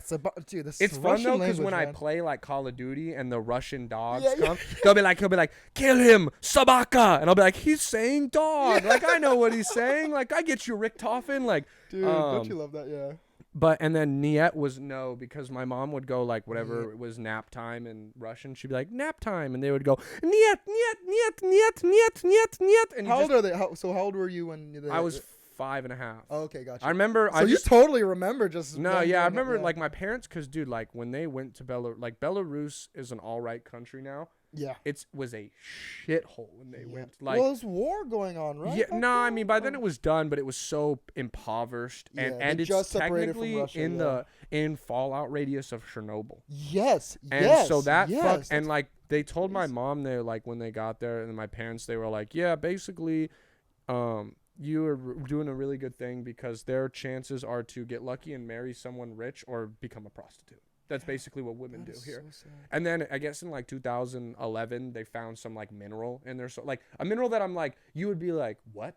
But apparently it's worth money. Like, and now they haven't. And they have like an economy now based off it. Oh, wow. So they're doing better. Like their money's called a ruble or something. Ruble, and their ruble is like not inflated anymore. Like, because at one point it was like 1 ruble was worth, or like 10,000 rubles were like an American dollar. Dude, you gotta go to Belarus, man. Wait, why'd you go to Korea for vacation? Yeah, dude, my one of my childhood homies, Jeff Daniel Kim is his name. Jeffrey Kang didn't come because he is what's it called? Oh, he was gonna go in the military. Yeah, because he's a dual citizen, a permanent resident here. He's not even a citizen, so he can't vote or nothing. He's a permanent resident, and he's like, so technically my only citizenship is in Korea, and he's like, if I go back, they might arrest me for not serving. And so we went to visit my other homie because he tried to get into the MAVNI, which is like the immigrant army program here. Oh, interesting. And and by being in it, you do 2 years, and then you get your American citizenship. Yes, but it's very hard to get into. Oh, and he missed the test by 1 point. So he got deported to Korea. So we visited him before he went into the army. So he's in the South Korean military right now because he missed 1 point on a test. And it sounds terrible. He gets paid like 50 cents an hour. Koreans. It's terrible, bro. You guys gotta chill, bro. He was born here. Yeah. He's an American, bro. Yeah. He does not need to serve the South Korean military. So he's Oh my God. So bro. we went out there for 10 days, bro, and like we landed in Korea. We went down to like. How familiar with you Korea? Like, we spent nights in Itaewon. Like we were down there, bro. Itaewon was fucking lit, bro. That's the foreign ass place. Yeah. Where all the cool. Dude. His house, like where he lived, was right on the river. That's right by the Lotte Tower. You know the Lotte. Wow. So you're in like Gangnam or some shit like that. Yeah. We were in like in the middle of Seoul. So dude, that's crazy. And his like, folks' house or dude, we slept on their floor. Like it was fucking sick, bro. Went to Jeju for 3 days in Jeju. Like I got a little Jeju statue in my room now. Oh, did you eat the tangerines and we did all that shit. Met the grandmas that fucking bro, we went to a club and had VIP bottle service for $40. What the fuck? 2 bottles VIP bottle service, $40. It was sick. For all of you guys. For all of us. Dude, I threw up so much in the Korean streets. So much throw up. But they don't fuck with you, dude. You can be like a public drunk out there. No, dude, it was sick and like it was fun and like I love that culture now. Like there was the first morning I woke up at like 6 a.m. because of the time change and no one else was awake. I just walked Seoul for 2 hours by myself. Dude, I don't speak. Sick. I know.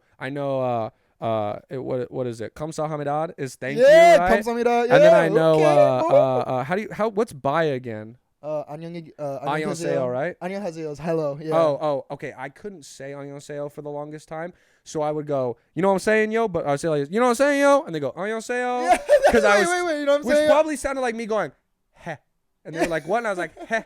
Like someone doing that, but I was going, you know what I'm saying, yo? I think if you start with on and then just yo, they got it. And like, but like, dude, like I went into a coffee shop and like I was like English, and they were like, and they said something to me in Korean, and I was like, and she went, and I followed her behind the register, and she pointed at the menu, and I went, and it was written in English, parts of it, and I was like, and she went, and she like was like 7, and I was like, okay, here's Dude, whatever the currency is. Yeah. And then I just kept walking. Dude. And I was just by myself. I tried to buy a bike for like 10 minutes, like the rent bikes, but I couldn't figure that out by myself. So I just walked it. It was such a fun trip. That's cool, dude. Yeah, it sounds like you traveled a lot, like, because people, again, like I said, like, I've lived a fun life. Yeah, no complaints by any means. Hell yeah, you know what I mean? That's all life's about, dude. Okay. Yeah, it's cool, man. Living in Orange County, and then you going to Kentucky, and then dude, going to Korea. Yeah, and I've been down to I've gone to Mexico with like my Spanish speaking friends and spent a couple days down in Mexico.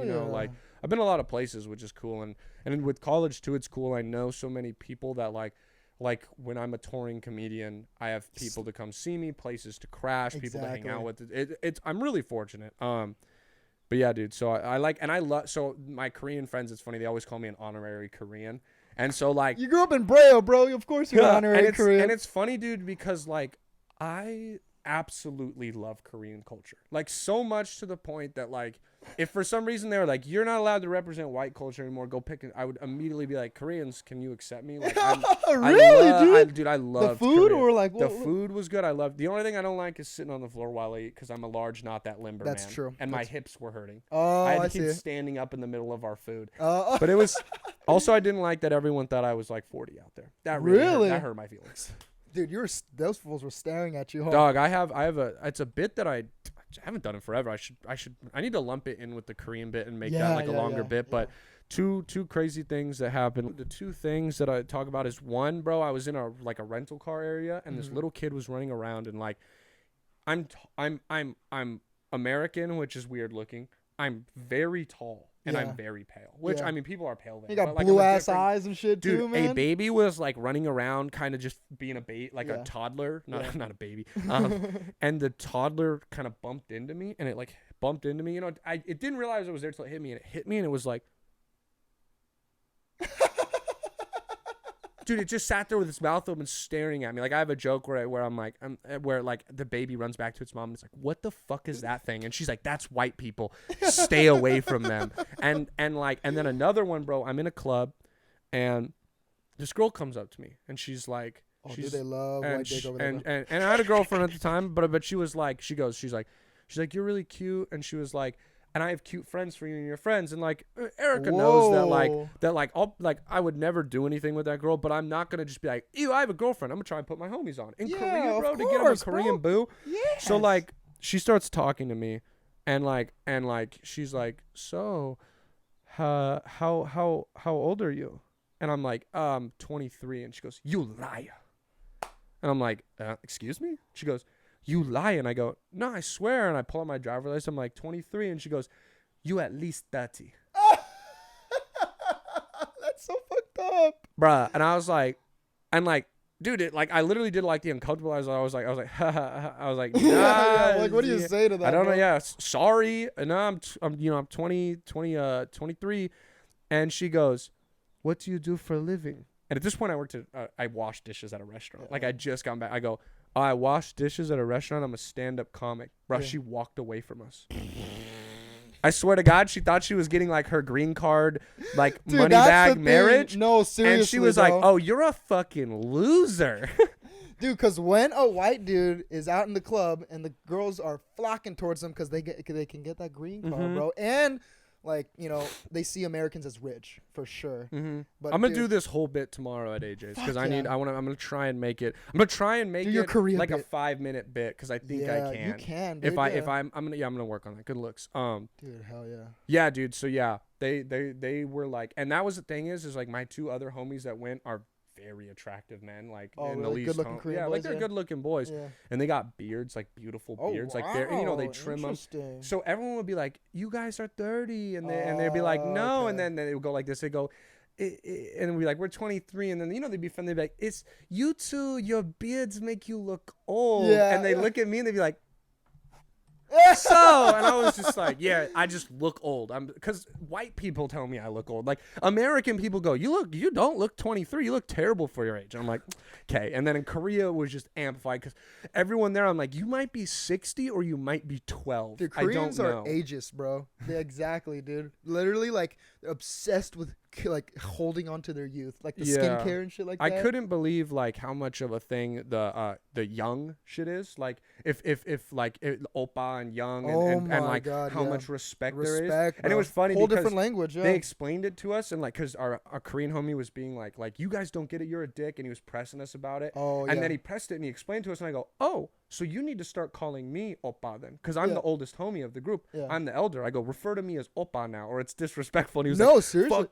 He's like, I'm not fucking doing that. I was like, then stop getting mad at me when I don't call. Like I don't speak Korean. I'm sorry. Man. Your homie shouldn't have given you. But dog, we almost missed our flight to Jeju because we were at a place and he goes,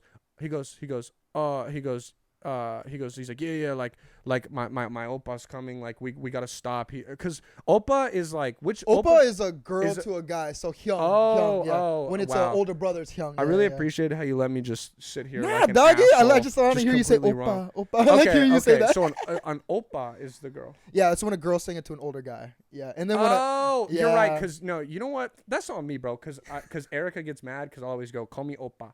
And she goes, I'm not calling you oppa. She goes, I hate how it sounds. That's so funny.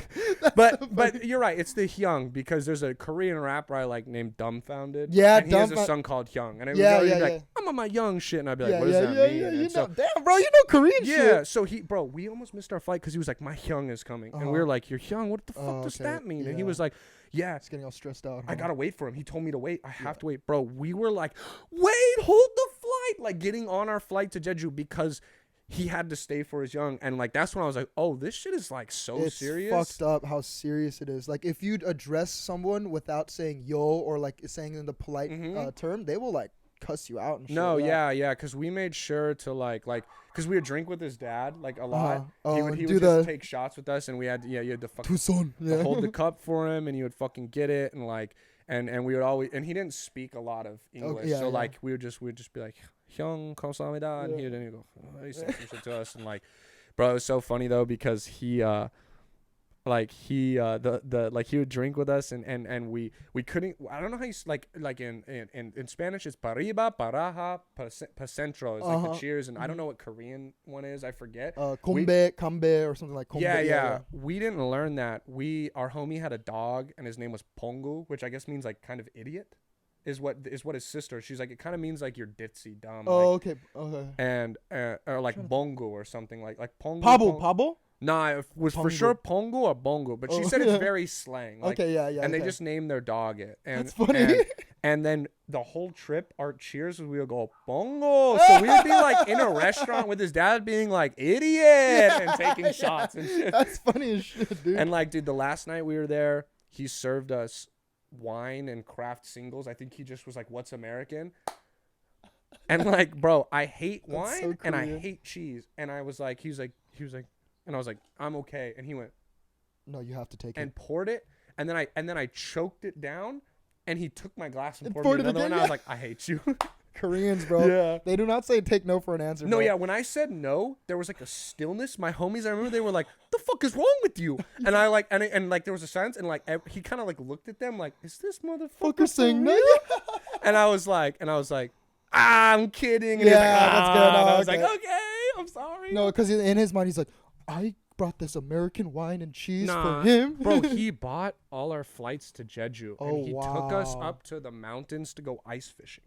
And it sucked. It wasn't. Ice fishing? It was like 5 degrees too warm to drill in the ice, and we didn't get to go. But there was a hole. They caught fresh fish, cut it in front of us, filleted it, and gave it to us. I hate fish, I had to eat it because he told me to. Yeah. But like my homie said, it was like the best fish they've ever had. Like fresh trout out the ice, river. Bro. Oh shit. Out the river. It was sick.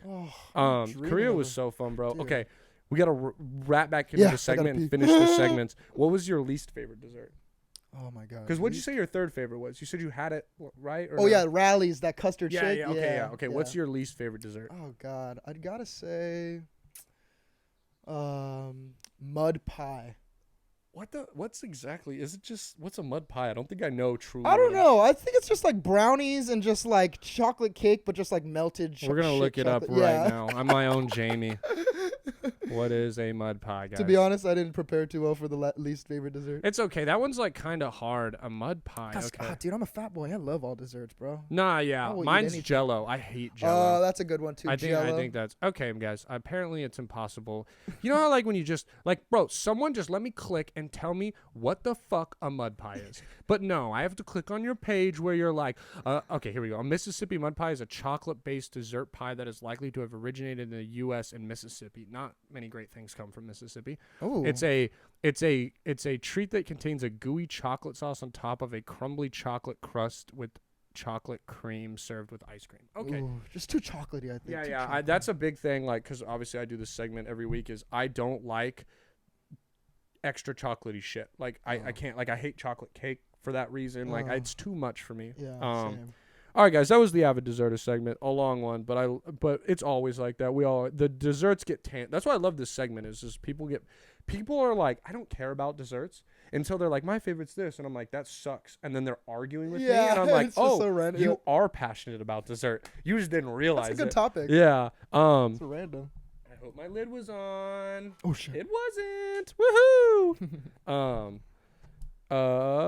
Okay, we're gonna move into another, guys. We're gonna pump out segments right now. We're moving into the next segment. This one is called the Dumbass of the Week, brought to you by Red Foreman. Dumbass, dumbasses, dumbass, dumbass, dumbass, dumbass. And the Dumbass of the Week this week is Huntington Beach, because right now, as we're recording on Sunday, April, I saw they're having a White Lives Matter rally in Huntington Beach. I was just there this morning. They are making my people look so bad. Bro, what are we doing, guys? What are we doing, guys? They're pissed as fuck right now. What are they so mad about? I feel like They're pissed that they lost, I think. Look, man, I'm not mad that they're having the rally. Yeah. I'm mad that no one informed me on it. I'm mad I wasn't invited. Why didn't I get the flyer on my door, bro? Look how white I am. I feel like I should be in whatever group chat planned this. And listen, I wouldn't have gone. I don't support it. But it's the fact that I feel left out. No one invited me, bro. Bro, I mean, no, dude. They know that you're a football player. They know that you're an honorary Korean, bro. You're a CW, bro. You're cultured white, bro. You're seasoned white. They know. No, that's crazy though. That like, okay, look, sometimes I get political on this podcast. I understand there's probably people that listen that might be at this white. Maybe you're listening at the White Lives Matter rally right now, and I appreciate you for listening, you racist, but. Hey, what the funniest part about all of this is, like, obviously this is in some, let's say, a retaliation to Black Lives Matter and President Trump losing. Guys, you are so late to this. Like, the Black Lives Matter rallies were months ago. President Trump lost like 2 weeks ago. White people can't even get on to shit timely. Like, it took a minute for them to congregate, bro. Yeah. There's division amongst the white community. It's not all sunshine and unseasoned food anymore, bro. KKK chapter has beef with the Newport Beach one. You're not as white as you should be. I'm whiter than you. Dude, I don't put salt on any of my food. Boiled chicken. I love your boiled chicken bit too. Thanks, man. We just like boiled chicken was like just kind of happened.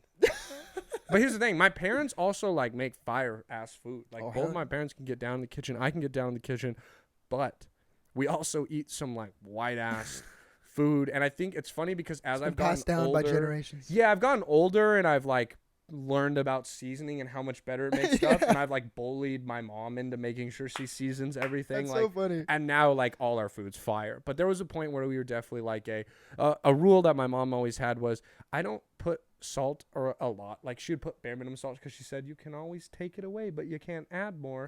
Or no, the other way around. You can always add more, but you can't take it away. Which, yes, that is true. But I would also like my food to taste like something. Dude. Because think about it, bro. Very rarely do you have food that you're like, this is over seasoned. Yeah. You have to aggressively season it. And there sometimes is ways you can fix that. I know. You're a nice mom, though. She wanted to keep you guys healthy. Yeah.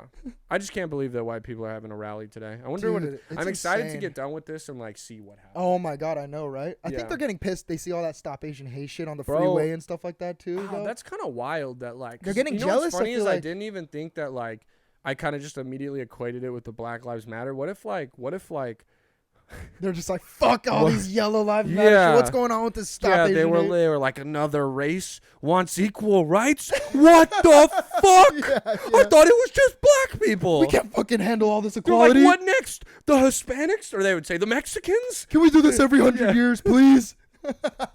Not all at once, please. Yeah. Oh my god, bro. But yeah, God. stop Asian hate, you fucking retards. Yeah, man. Fuck. Stop Asian hate, please. Come on, dude. This honorary Korea, this beautiful man spends Yeah. ice fishing and drinking shitty wine and American singles, bro. Yeah, man. I don't know. All that shit's wild. I could get into it for hours, but it ain't worth it, man. All right, man. We're gonna move into the next segment, which is the Would You Rather segment of the podcast. We're gonna do 2 more Would You Rathers. The original segment from the first episode, Hell guys. yeah. This one will always be my favorite. All right. Would you rather be able to change? This is actually kind of topical, or like a good segue. Yeah. Would you rather be able to change your gender or your race? Oh, race, bro. Race so easily. Cause like, dude, I just think it's so interesting how so many different people can live so many different ways of life and shit like that, dude. And being able to like, cause I went to Europe for 2 months. Wow, and like, that's sick, and yeah. those fuckers were staring the fuck out of me. It was hilarious. And I was just thinking like, bro, what if I can transform into a white guy and just, you know what I mean? Or no, yeah, no, you definitely, and like, cause at first I was gonna immediately be like, I'd change race cause I'm white, so like, you know, I kind of am like, so you can make more racist jokes on stage. Yeah. Like I you know, I mean, like being white, it's not like being white is you know bad. So it's not like changing gender would be kind of, I don't know. Like here's my thought, is I kind of already got lucky where I'm like, this is a touchy subject, but white people, we have it the easiest, and like, so I'm not gonna say the best race, but I picked it's the easiest race to live. Race to be, and frankly, I would not want to be a woman. Like listen, this is gonna sound like I'm trying to fucking like virtue especially signal being or like whatever. a stage being a woman comedian. It's so hard, dude, bro. and like I've been thinking so about, I don't know why I've been thinking about this a lot lately, but like how like a woman has to always be afraid of being like raped and shit. It's so Which like up. I know, like yes, we all know it. Everyone's talked about it. I'm not trying to be like the virtue signaler, so like all the women listening will be like, I want him now. Erica's so lucky. Like no. I'm just like, I thought about it more recently, and I was like, that shit's wild. So like I don't know that I would really ever want to be a woman unless like you were like, I was like, we're like, yo, let's go to this bar, and you're like, it's a line. I'm like, watch this, and then like, and I'm like, could we get in? And then we're in. You know what I mean? Only time I want to be in a woman is a nightclub in Vegas. Yeah, bro. the important thing that we're not asking about this question: how do I become the other race? Because like, imagine if I was just like, okay, so like right now, I'm like, I want to be. Oh God, this is gonna come off. Whatever. Say it, bro. I'm gonna be like, I want to be a black man, and I'm going, huh, and like my lips are gonna get bigger because I'm now not a white man. Yeah, my like, I'm like, like my the hair like, gets curlier dirty. immediately. Yeah, my hair like just like turns into like I have waves all of a sudden. Like that fresh ass fade. Yeah, if I had to do that shit would be painful. It would, bro. Like, so I don't know. Yeah, I don't know. That was just a random thought I had. Dude, being a different race, dude, that'd be fucking crazy. Yeah, I'm gonna go race because like I think like how I've been advantages. hyping up race, like different races the last like 5 podcasts, is that I definitely would want to be able to be kind of sick to just become a different race, like on command. Superpower for sure. Okay, so the last one is would you rather live in God, I can't even read. It's written perfectly. Would you rather live in a cabin deep in the Canadian woods or live with 3 dudes in a van? Ooh, 3 dudes in a van. Because that's a dream of mine, living in a van. Because no, the first one, the original, because I like get a lot of these off Reddit. Yeah. The first one was it originally was just a van, and I was like, that's easy, bro. Like, I when I had like random topics written down, I was gonna talk about surfing with you. Like it was one of the things. It was like he likes surfing, and then. Like a van, like hell yeah, dude, a van would be sick. But now, like, you can have a nice van, but like, you gotta have 3 dudes. Like, you got a guy drive. It's fine when you're driving, but like, you're very close quarters sleeping. Oh like, my God, that might be difficult. But like, I think if I was left with a cabin in the woods in Canada, I'd go crazy too. I'd die like in 2 weeks. I don't know how to fucking farm and shit. Dude, I don't know how to start a fire without a fire log or a lighter. Exactly. Even with flint and steel. If I don't have a way to look up a YouTube video how to use flint and steel, I'm fucked. I might be too much of a pussy to kill an animal and eat it, dude. I would be fine. I would kind of enjoy that, but that's just my weird white person. That'd be cool. That'd be cool to do it. I'd but post a picture of it on my Instagram. With the big ass. It's in my DNA. Yeah. But yeah, I think I'd honestly pick the van. Yeah. I would pick the van. I don't think I would do well in the Canadian wilderness. No, dude. It would not end well for Brandon Too Lejeune. foreign, dude. Too nice out there. Dude, and like if you ever like read about like because I like Canada too, because Lejeune is French Canadian, so like that makes sense. So like I give a fuck about Canada too. Quebec. Yeah, exactly. So Lejeune. No one gets it right. It kind of sucks. But the Canadian wilderness, like when you get up there, and where I assume this is talking Nova about, Scotia, bro, like you are like there is nothing up there. I guess there's parts of the day where it's like dark all day, and then also parts where it's light. Like Alaska. It'll be light, yeah. But I think it's even higher than Alaska. Some parts. Gotcha. So like you get parts where they're like it's daylight for 3 days straight. Yeah. Like that would be fucking terrible, bro. And like you said, yeah, like there's not. I guess there's not really like an expiration date on when this happens. Even if I said like 3 months, and like we're like, you know, someone will come in and save you if you're about to die. Like they'll give you food and take you inside or something like that. Like either way, that would just be a terrible 3 months, and you would come back a different scary person. Dude, it's like going to jail almost. Dude, totally. Yeah, you would be a different. Because even like my homies say that like. And like my other homie went off to college. I agree this about him, that like when he came back, he was a little different. Like you're more mature. Like dude, like being away Solitary from people and like being on your own, it grows you up a little. And so like on a college is fun. The Canadian wilderness is not. So you would be a crazy person.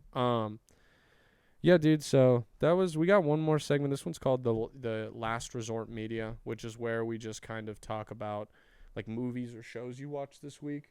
Put people on, the listeners onto it. I was really bad with shit this week. Like, so I watched just a fuck ton of sports. So like the only new thing I watched, and I might have said this last week, was I watched the new season of Solar Opposites on Hulu. Oh, is that good? Do you watch Rick and Morty? No, I haven't seen. I've seen like a couple episodes. I feel like I'd like it though. Of course. Rick and Morty is created by Justin Roiland and voiced by him. This is a Hulu show that is another animated show that he made that, of course, okay, like I hate people are like, if you mention it with Rick and Morty, people be like, it sucks. Dude, no, it's a phenomenal show. Is it as good as Rick and Morty? No. But it's cool. It's just like these aliens called Schlorpians like crash land on Earth because their planet blew up and they have to like wait for their like baby alien thing to grow big enough to eat the planet and become the new Schlorpian or Sounds whatever. like a Faded TV show. I think that's probably his target audience and shit. For sure, yeah. But he it's just really funny. Like and they just like, it's funny because they make the aliens like live out very like normal human situations, but you go like, the aliens are like, this is weird. Like, this doesn't make sense. And you go, yeah, that is kind of a weird thing that we do as humans. Like, if there was any other race or, like, beings. Oh, so like, it's like that.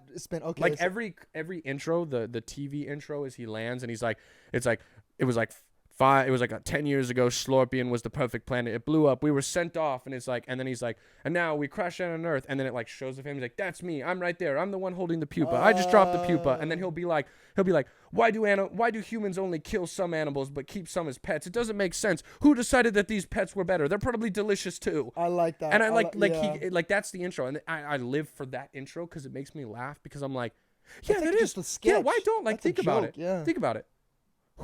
We were so close to eating dogs and keeping cows as pets, probably. Hell yeah! Keeping cows. Yeah, there were like piggies and shit. Yeah, like we were like one country bumpkin farmer, or like probably even thousands of years before that. Just someone was like, we like that one and we don't. And who decided, bro? Yeah, I don't know, because it's like even in some cultures, there's animals that like you don't eat that they will eat. Yeah, like, Indians don't eat cows, bro. Yeah, because and there's like in Asian culture, it's like I know that it's not like a common thing, but people eat dogs. Fuck yeah, live next to a dog restaurant going up. That's hilarious. And then music wise, guys, I've just been listening to a lot of old Revolution. Was just kind of my kick this week. Revolution. What is that? They're reggae music. I don't know if you like reggae. Oh shit! I listen. Like that. My music tape, bro. Culture, if you were like, yeah, if you were CW, bro. If you were like, hey, let's go on a road trip, and you're like, hop on the aux, you'd maybe hear like Eminem, and then you would hear like DMX, R.I.P. DMX, and then you would hear like Chris Stapleton, who's some country music, and then you would hear like some like heavy metal, and then you hear some like Beatles, and then you would hear some Revolution. And everyone's got to like. It just the only music I can't get into is EDM. I can't. Fuck that. EDM I mean, don't get me wrong. If we're partying and you want to throw on like Asians an EDM love song, EDM, like oh I'll fucking I can't dance, but I'll fucking do whatever white thing I'm gonna do to that. But Like if you were in a car and you were like, I'd be like, yo, I'll give you $10 if you skip your music turn and never play EDM again. Yeah. Like, please don't make me listen to this. It hurts, bro. Well, I'm stuck in like, how do you? I don't get how people are like, all right, I'm on the 5 freeway going 5 miles per hour. You're fucking ready for this? Hell yeah, I'm ready for this. Bumper to bumper traffic. Like, EDM is for people who are dead inside, bro. they just want to feel any sort of alive. fucking. Yeah. I never fucking thought of it like that. Any music or shows or movies you want to put people on? I didn't watch a single movie this week. Speaking of rape, dude, I watched that Promising Young Woman movie with Carey Mulligan and Bo Burnham. Never heard of it. It's a good movie. Is it good? What's it on? It's literally about, it's like a revenge film of a girl. Oh, I heard about it. Yeah, I love her friend, her homie got raped and like killed herself, and she's just fucking going against all these guys, and it's crazy, dude. Mm-hmm. Like because you really do because you think of Get Out as like the story about like black social justice. Like that's the movie when you think of black people like race. You know what I mean? Mm-hmm. This Promising Young Woman, I feel like, is the movie about like rape culture and like talking about that. Yeah. I didn't watch a movie. I watched 30 minutes of a movie and then left to go get drunk. But I was watching the start of the Chicago 7. Oh, good. And bro, it's really good. And like I didn't know they were gonna like Sacha Baron Cohen's in it. Yeah. I love Jeremy Joseph Strong. Gordon-Levitt's in it. Yeah. He's there's really good. So I've only seen like I just got where they like had to intervene and they were like, are you guys gonna fucking crack joke? But it's funny too. No, it's funny. But it's also like I had to learn about it because I'm a sociology major. So I had to like learn it. I know about it. I took so many fucking sociology classes. They're so too. easy. Yeah. If you like for some reason you have to go to college like I did,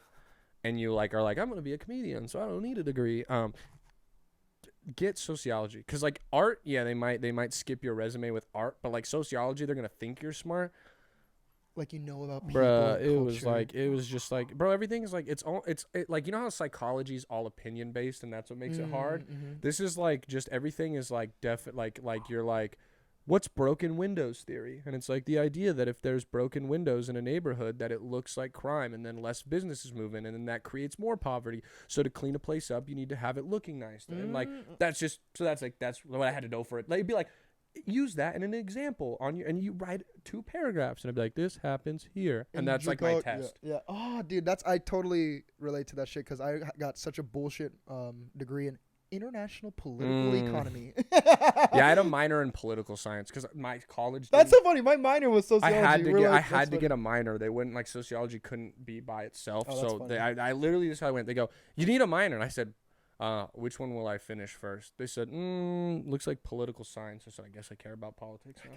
I didn't give a dude. I didn't vote. I didn't understand politics until I like had to learn it for school. Hey, dude, honestly, like I kind of regret that I like. It's good and it's important to vote, and like I'm glad that I vote and I make a difference and I have opinions and I'm educated. Cool, but like politics is just depressing and sad, and like there's times times where I go on and like there's an issue that's an important issue and needs to be talked about, but I don't read about it, even though I probably like should because I'm like, I'd like to go look at the tweet about how like a guy got curved in the DMs instead of like feeling depressed. Yeah. So I don't know what the point of that rant was, but you get it. I got a pee so bad. All right, man. We're wrapping it up right here. I'll give you a minute to promote yourself, and then you can literally walk off camera and go to the bathroom, and then I'll wrap it up. But promote your shit, your Instagram, all that. It'll be in the bio too. Follow me at Adam T. Chong. Yep. And then, I got the podcast.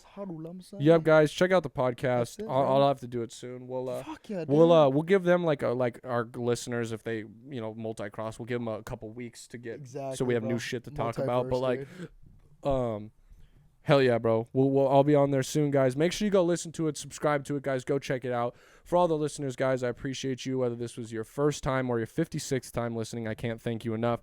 We still got stickers. I'll get you some. And then, guys, if you want to buy T-shirts, grab them through the website. Stickers are free, though. Let me know.